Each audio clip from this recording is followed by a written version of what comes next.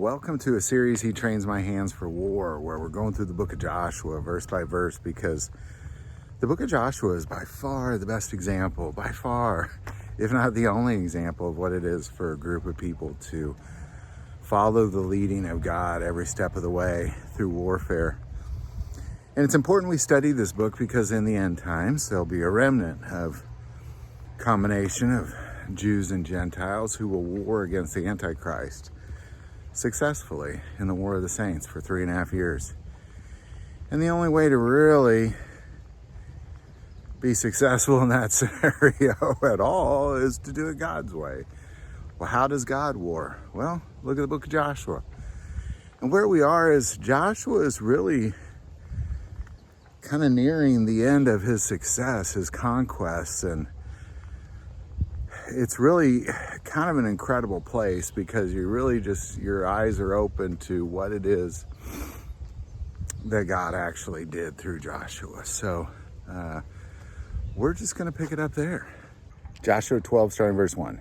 These are the kings of the land whom the children of Israel defeated and whose land they possessed on the other side of the Jordan, towards the rising of the sun from the river Arnon to Mount Hermon, and all the eastern Jordan plain. Sihon, king of the Amorites, who dwelt in Heshbon and ruled half of Gilead, from the Aror, which is on the bank of the river Arnon, from the middle of that river even as far as the river Jabbok, which is the border of the Ammonites, and the eastern Jordan plain from the sea of Chinneroth as far as the sea of Arabah, the sea salt, and the road of Beth Shemoth, and southward below the slopes of Pisgah.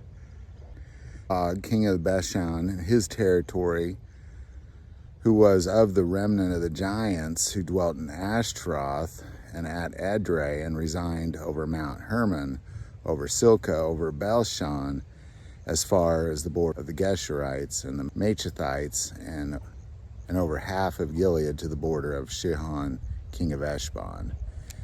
These Moses, the servant of the Lord, and the children of Israel had conquered, and Moses, the servant of the Lord, had given it as a possession to the Reubenites and the Gadites and half the tribe of Manasseh. All right, I'm going to pause there because everything that we just described is the land that Moses conquered before they crossed over the Jordan. And you can see this in Deuteronomy 1 and 2 and 3, where essentially, this is after Moses had sent in spies, and they were all afraid, and they murmured against God and wanted to kill Moses and go back into slavery. And so God punished them, and in Deuteronomy 2, what we see is he said, when all of the men of war are dead, when, in all of Israel, when all these men of war, 38 years they waited for all the men of war to die off and for the next generation. So it's an interesting aspect that it's really like, he's like, we're not using these men of war. We're going to wait till they're all dead.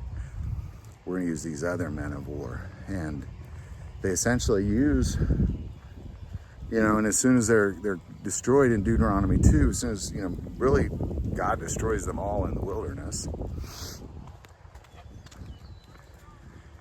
And as soon as they're all destroyed, they immediately go and start conquering nations east of the Jordan.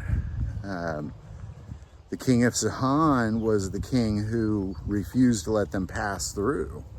So they destroyed him, and then they go north. They just destroy nation after nation. So even though the warring of Joshua really, the book of Joshua didn't start until, they were about to cross over the Jordan.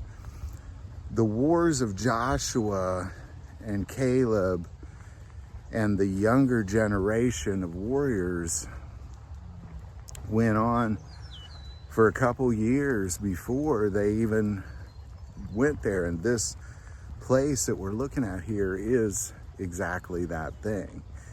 And that's why it's so incredibly important. You kind of look at what did Moses conquer first? And then So all this land is now theirs, well, at least because, and I also want to kind of remind you, we talked about this in earlier episodes, that there was the groups of people with Joshua who were promised in chapter 1 that they would then possess all that land east of the Jordan there. And they said they would just do whatever Joshua said and war with him until all this war is over. So this is that land they're talking about. This is that land that Moses in Deuteronomy captured after the men of war from that first generation out of slavery were dead. So there you go. We'll get into the kingdoms that then Joshua conquered next episode. So continue to follow with us. I do want to, again, remind you, get out, work out while you're doing these things. It's a very important aspect of this. I've been doing ES Power Drink as well, which is the Trinidad Scorpion Peppers. I'm going to put that link below. They've actually switched to K-Cups, which are better because they're brewed fresh right then and there. That Trinidad Scorpion Pepper stuff, man, so good when it's freshly brewed and put over ice. And it's much, much cheaper and it stays longer, that sort of thing. So you can also get a coupon code. That link is below. The most important part of this channel is we take prayer requests, and never hesitate to send that in. Thank you for watching this episode of God, Family, and Guns. And as always, love God, love your family, and love guns.